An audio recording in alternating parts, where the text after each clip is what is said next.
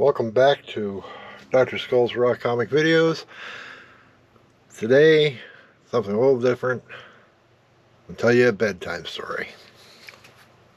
When I was a kid, it was my favorite bedtime story, so I present The Cremation of Sam McGee by Robert W. Service. Let's get past the talking and get to the it's got nice paintings. There are strange things done in the midnight sun by the men who moil for gold. The Arctic trails have their secret tales that would make your blood run cold. The northern lights have seen queer sights, but the queerest they ever did see was the night on the marge of Lake Labarge I cremated Sam McGee. Now Sam McGee was from Tennessee, where the cotton blooms and blows. Why he left his home in the south to roam around the pole, God only knows. He was always cold, but the land of gold seemed to hold him like a spell, though he'd often say in his homely way that he'd sooner live in hell. On a Christmas day, we were marching our way over the Dawson Trail. Talk of your cold to the park is full that stabbed like a driven nail.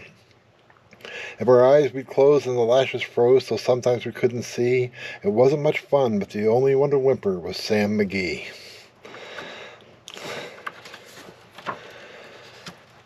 And that very night, as we lay packed tight in our robes beneath the snow, when the dogs were fed and the stars overhead were dancing heel and toe, he turned to me, and Cap, says he, I'll cash in this trip, I guess. And if I do, I'm asking that you won't refuse my last request.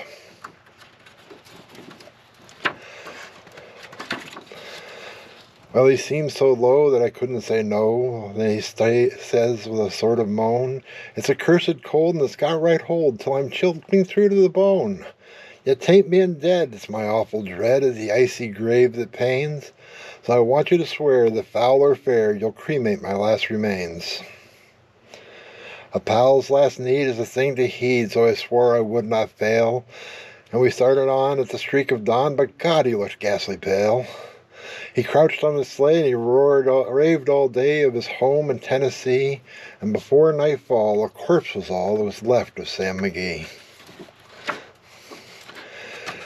There wasn't a breath in that land of death, and I hurried horror-driven, with a corpse half hid that I couldn't get rid because of a promise given.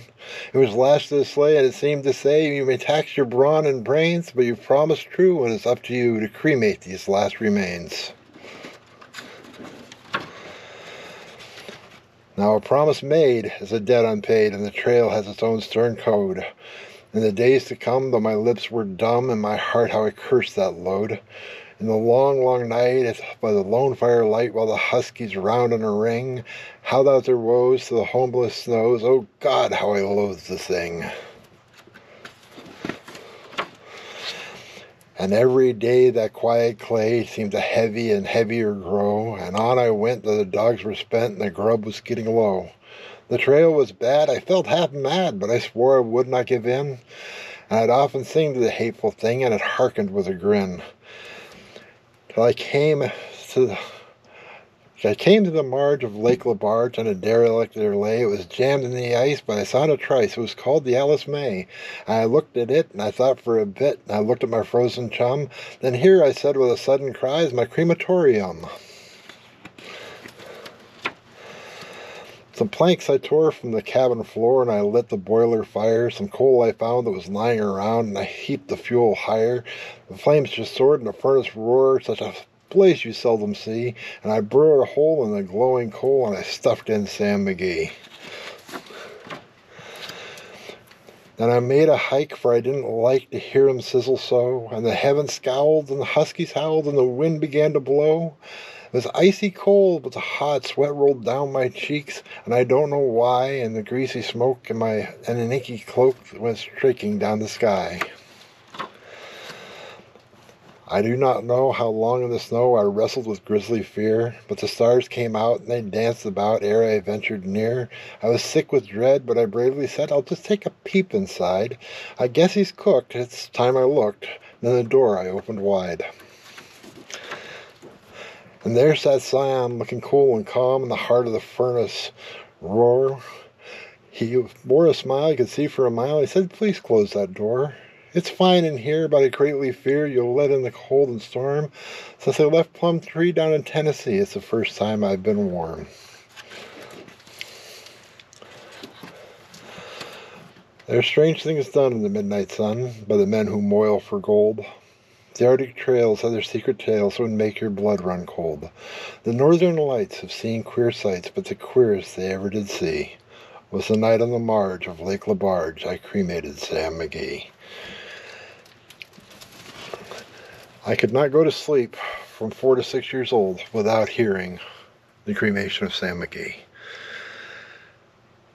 He has wonderful paintings by Ted Harrison.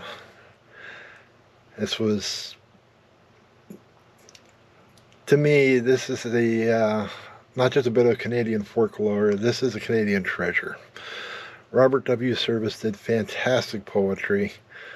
This was my gateway into it, but the shooting of Dan McGrew, which would later inspire movies and plays, and a little song called Rocky Raccoon. Robert W. Service was probably one of the best writers Canada ever had to offer. Well worth your time. I hope you enjoyed this one. It's completely different from what I usually do. If you like it, please consider giving it a thumbs up. Somebody might like it, consider sharing. If you want to see more, as always, subscribe. Thank you very much for watching, and we'll see you next time.